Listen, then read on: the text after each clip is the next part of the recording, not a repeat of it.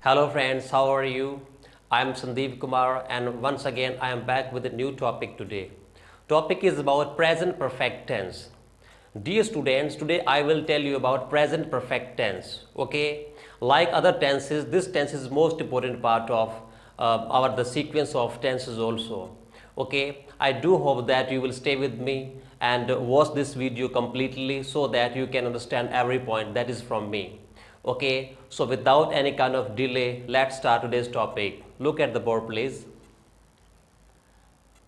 Today's topic is present perfect tense. आज मैं आपको वर्तमान संपूर्ण काल के बारे में जानकारी दूंगा. ओके, इस टेंस में होता क्या है, जो एक्शन, जो काम होता है, जो एक्शन वो जस्ट कंप्लीटेड होता है कि वर्तमान में जो काम हाल फिलहाल में अभी अभी हुआ है उसके लिए आप प्रेजेंट परफेक्ट टेंस का प्रयोग करोगे. ओके, परफेक्ट मीन्स संपूर्ण, कि जो काम वर्तमान में पूरा हो चुका है. ओके, अब समस्या आपके सामने ये आती है कि इस टेंस की आप पहचान आप हिंदी में किस प्रकार से कर सकते हो. तो प्यारे विद्यार्थियों, हिंदी का कोई भी वाक्य आप ले लीजिए जिसके अंत में चुका है, चुकी है और चुके हैं, ये तीनों शब्द आपको मिले हिंदी के किसी वाक्य के अंत में, तो आप समझ जाइए कि वो वाक्य प्रेजेंट परफेक्ट टेंस का है, वर्तमान संपूर्ण काल का है. ओके, अब आप देखिए कुछ एग्जाम्पल लेते हैं ताकि ये जो बातें आप समझ जाओ. जैसे कि पहला एग्जाम्पल हमने यहाँ पे लिखा है, वह स्टेशन पहुँच चुका है. उसका काम था स्टेशन पर पहुँचना, वो पहुँच चुका है. ओके, वर्तमान के अंदर. अब देखिए आप, इसकी हम इंग्लिश ट्रांसलेट करते हैं यहाँ पे. He has reached the station. He has reached the station. Okay. Now look at second type of example. वे अपना नाश्ता कर चुके हैं. वे, उनका काम क्या था, ब्रेकफास्ट करने का, वो अब कर चुके हैं वर्तमान के अंदर. देखिए आप सभी, They have done their breakfast. They have done their breakfast. Okay. Now students, I will tell you about sentence making. Okay, sentence making is the most important part of any kind of a tenses. Okay, with the help of sentence making, I can say that you will learn every kind of a sentence making, and this part is very useful for you. Now I will tell you about first type of sentence, that is affirmative sentence. Affirmative sentence means सकारात्मक वाक्य, सरल वाक्य, साधारण वाक्य आप अपनी भाषा में इसको कह सकते हो. इस वाक्य का जो स्ट्रक्चर होता है वो आप देखिए. सबसे पहले इस वाक्य के शुरू में आप सब्जेक्ट ऐड करोगे. देन आफ्टर आप हैज़ और हैव, हमारी टू हेल्पिंग वर्ब्स है, उसमें से कोई एक आप ऐड करोगे. उसके जस्ट बाद आप वर्ब की सेकंड थर्ड फॉर्म यूज़ करोगे और उसके बाद आप ऑब्जेक्ट लगाओगे. Then at the last you will add full stop. Okay, अब हम एक एग्जाम्पल लेते हैं ताकि ये सारा स्ट्रक्चर इसके ऊपर अप्लाई हो जाए. स्ट्रक्चर आप देखिए आप सेंटेंस को. पहला सेंटेंस हमारा, वे अभी अभी पेड़ पर चढ़ चुके हैं. काम क्या था, पेड़ पे चढ़ना, जो अभी भी कंप्लीट हुआ है. देखिए आप इसके English, They have just climbed the tree. They have just climbed the tree. Okay. Now second example आप देखिए, मैं अभी अभी बाजार से आ चुका हूँ. काम क्या था, बाजार से आना, जो अभी भी पूरा हो चुका है. किसके द्वारा, मेरे द्वारा.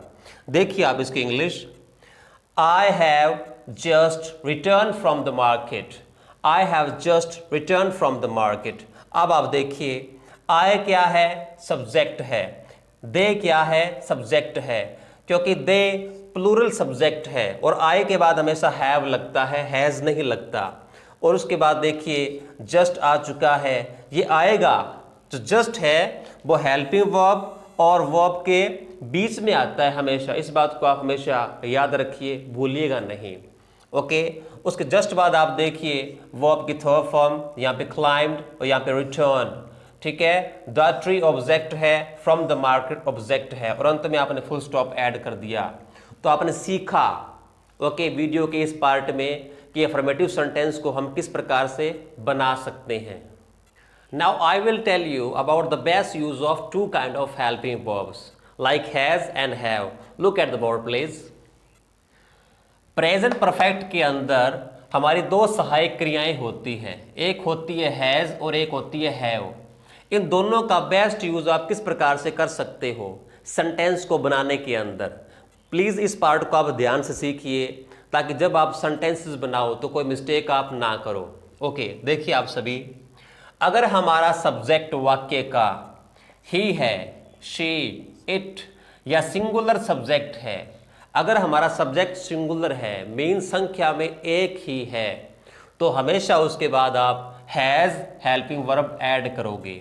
ओके, अगर हमारा सब्जेक्ट आई है, यू, वी, दे और प्लूरल सब्जेक्ट है, उसके जस्ट बाद आप सहायक क्रिया हेल्पिंग वर्ब हैव यूज करोगे, नॉट हैज़।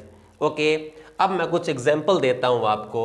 जैसे फर्स्ट एग्जाम्पल आप देखिए, आज अभी अभी बरसात हो चुकी है। जो काम क्या था, बरसात का होना, हो चुकी है, जस्ट नाउ। ओके, अब देखिए आप इसको, it has just rain today. It has just rain today, क्योंकि देखिए इट है ना, ये हमारा सिंगुलर सब्जेक्ट है। इसके बाद हमने हैज वर्ब की फॉर्म सहायक क्रिया यूज की है, न कि हैव। अब आप देखिए सेकंड एग्जांपल आप देखिए, आप मैच में 50 रन बना चुके हो।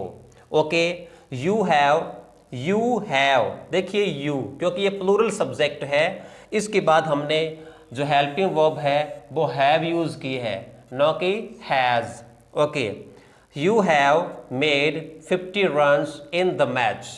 You have made 50 runs in the match. Okay, इस प्रकार ने आपने सीख लिया कि किस प्रकार हमने सब्जेक्ट हमारा सिंगुलर है, उसके बाद हमने हैज़ यूज़ करनी है हमारी सहायक क्रिया। अगर सब्जेक्ट प्लूरल है तो जो हेल्पिंग वर्ब उसके बाद आप हैव यूज़ करोगे। Now I will tell you about negative sentence. Okay, what is happening in this sentence, please look at the board.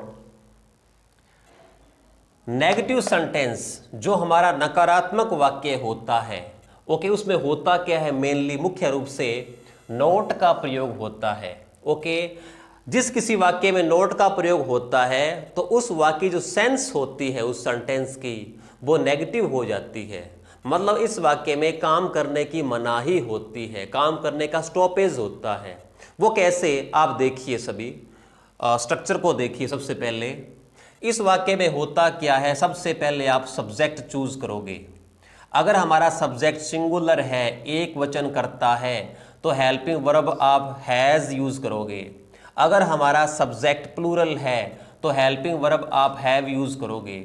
उसके बाद आप नोट लगाओगे, आप वर्ब की थर्ड फॉर्म ऐड करोगे, उसके बाद आप ऑब्जेक्ट लगाओगे और अंत में आप लगाओगे फुल स्टॉप। ओके, एग्जाम्पल आप कुछ लिख रखे हैं मैंने, आप देखिए सभी। जैसे पहला एग्जाम्पल हमने लिया है कि सारे छात्र स्कूल नहीं पहुंच चुके हैं। छात्रों के द्वारा क्या काम नहीं हुआ है, स्कूल में पहुंचना, सारे विद्यार्थियों के द्वारा। ठीक है, देखिए आप इसकी इंग्लिश देखिए, ऑल द स्टूडेंट्स, क्योंकि ये सारे छात्रों की बात हो रही है, ये संख्या में ज़्यादा हो गई, इसलिए हमने हेल्पिंग वर्ब हैव यूज की है। Okay, all the students have not reach the school. All the students have not reach the school. अब देखिए आप सभी, ऑल द स्टूडेंट्स हमारा सब्जेक्ट है, हैव हमारी सहायक क्रिया है, नोट आपने ऐड कर दिया, रीच्ड क्या है, वर्ब की थर्ड फॉर्म, द स्कूल क्या है, हमारा ऑब्जेक्ट है, और अंत में आपने लगा दिया फुल स्टॉप। तो ये क्या बन पड़ा, ये बन पड़ा हमारा नेगेटिव सेंटेंस। एक और एग्जाम्पल देखते हैं, वह रसोई में खाना नहीं बना चुकी है। वह रसोई में खाना नहीं बना चुकी है। देखिए आप इसकी English, She has not made food in the kitchen. She had not made food in the kitchen. देखिए सब्जेक्ट आ गया, क्योंकि ये सिंगुलर है सी, हमने हैज़ हेल्पिंग वर्ब यूज़ की है, नोट लगा दिया, मेड आपने वर्ब की थर्ड फॉर्म ऐड कर दी, फूड इन द किचन हमारा ऑब्जेक्ट बन पड़ा, और अंत में लगाया आपने फुल स्टॉप। इस प्रकार आपने देखा कि नेगेटिव सेंटेंस किस प्रकार से बनता है, किसके अंदर, प्रेजेंट परफेक्ट टेंस के अंदर। Now I will tell you about third kind of a sentence, means interrogative sentence. अब मैं आपको प्रश्नवाचक वाक्य के बारे में बताऊंगा. Actually this tense is of two type. ये जो वाक्य होता है प्रश्न वाला, ये एक्चुअली दो प्रकार का होता है. ओके, अब मैं आपको जो पहला प्रकार होता है इस वाक्य का उसके बारे में जानकारी दूंगा. प्लीज सभी बोर्ड की तरफ ध्यान से देखिए. इंटेरोगेटिव सेंटेंस मीन्स प्रश्नवाचक वाक्य. जिस किसी वाक्य के अंत में साइन ऑफ इंटेरोगेशन होता है, प्रश्न वाला जो चिन्ह होता है लगने के बाद ऑटोमेटिकली उस वाक्य की जो सेंस होती है वो क्वेश्चन वाली बन जाती है. ओके, इस वाक्य में सामने वाले से क्वेश्चन पुटअप किया गया होता है. कैसे, आप देखिए. सबसे पहले हम स्ट्रक्चर करते हैं इस वाक्य का. सबसे पहले सब्जेक्ट के सबसे पहले आप हैज़ और हैव, आप सहायक क्रिया दोनों में से एक ऐड करोगे. Okay, according to subject. Then after you will use third form of verb, then after object, and then after sign of interrogation. Okay. Now look at the first type of example. हमारा पहला example आप देखिए. क्या पिताजी बाजार से सामान ला चुके हैं? ये पूछा गया है क्वेश्चन. किसके बारे में? पिताजी के बारे में, किसी सामने वाले से. ओके, अब आप इसकी इंग्लिश देखिए. Has the father brought things from the market? Has the father brought things from the market? Okay, क्योंकि जो फादर है वो थर्ड पर्सन सिंगुलर सब्जेक्ट है हमारा, इसलिए सहायक क्रिया हमने हैज़ यूज़ की है, न कि हैव. सेकंड आप एग्जाम्पल देखिए. क्या भारत मैच जीत चुका है? ये क्वेश्चन पूछा गया है किसी से. किसके बारे में? भारत के जीतने या न जीतने के बारे में. क्या? मैच, क्रिकेट का हो सकता है.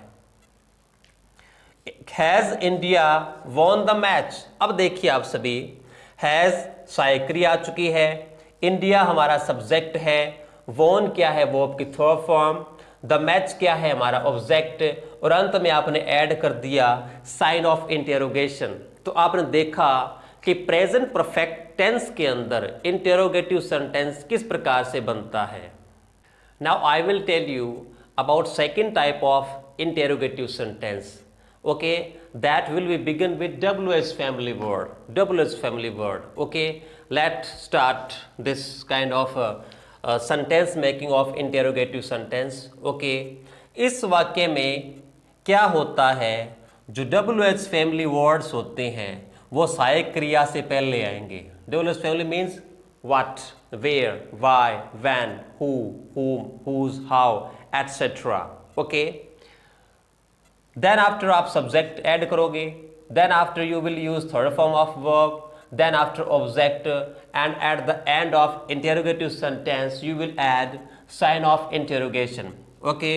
Let's have some sort of example. Like first example is, Hindi में देखिए. लकड़हारा पेड़ को कैसे काट चुका है? काम क्या था?